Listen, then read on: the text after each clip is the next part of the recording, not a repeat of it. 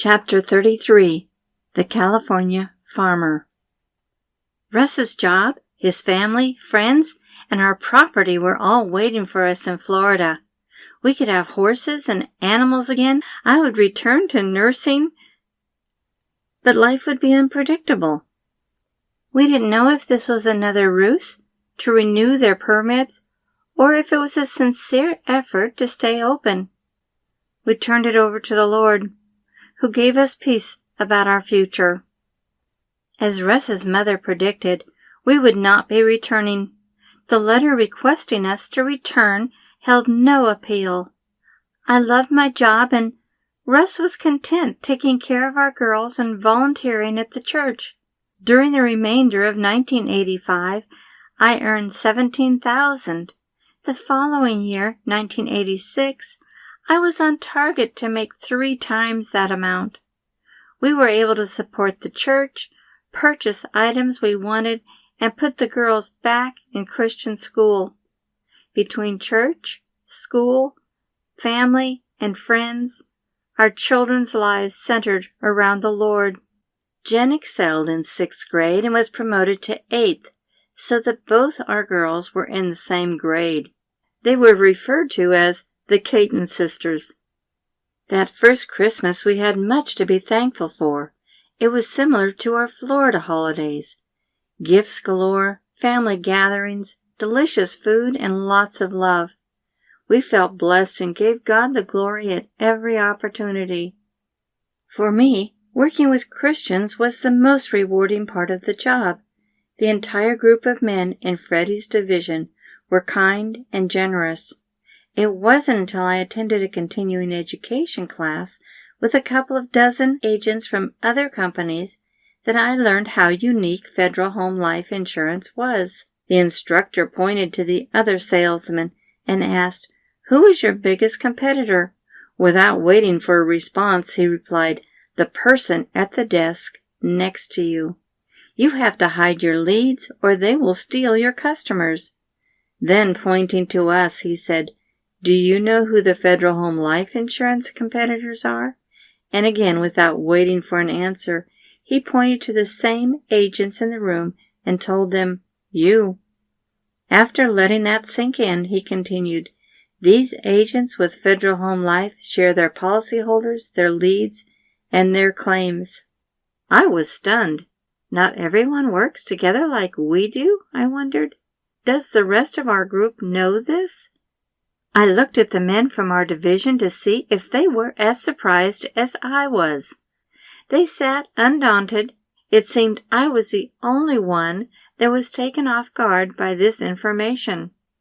I learned most insurance agents had to generate their own leads and depend on word of mouth. 99% of our clients were farmers and subscribed to our magazine, The California Farmer, sponsored by Federal Home Life Insurance. The magazine had our pictures posted with the company's ad. We rotated territories every year, so no one was ruffled when a different agent showed up. Whether we knocked on doors or walked out into the field, the magazine was our calling card and we were greeted with a smile. My job was never boring. Starting work off with these guys was the highlight of my day. They were always joking and telling stories. Laughter was the norm, and Stan was right when he said I would be taking care of people before they got sick. However, I was also taking care of them after they got sick. Taking care of claims was one of my passions. Once the men realized this, they began to tease me. Whenever I'm with a client, I hand them your card and tell them if there's ever a problem, they're to call you. I would joke back, "Great, because while I'm there, I'm going to sell them a policy you missed." There were many memorable moments over the 20 years I worked for the company. One such memory was the morning one of the men asked me, "How did it feel giving up your last name and taking on your husband's?" I'd never thought about it before, but I knew the answer immediately. "That was my father's name," I said. I wanted the name of the man I loved. However, I suppose the most shocking incident was the day I sat at a client's table poring over their insurance policies. I noticed they had an accident policy with Penn Treaty as well as one with our company. I explained they didn't need both, and to prove my point, I went line by line comparing the two benefits.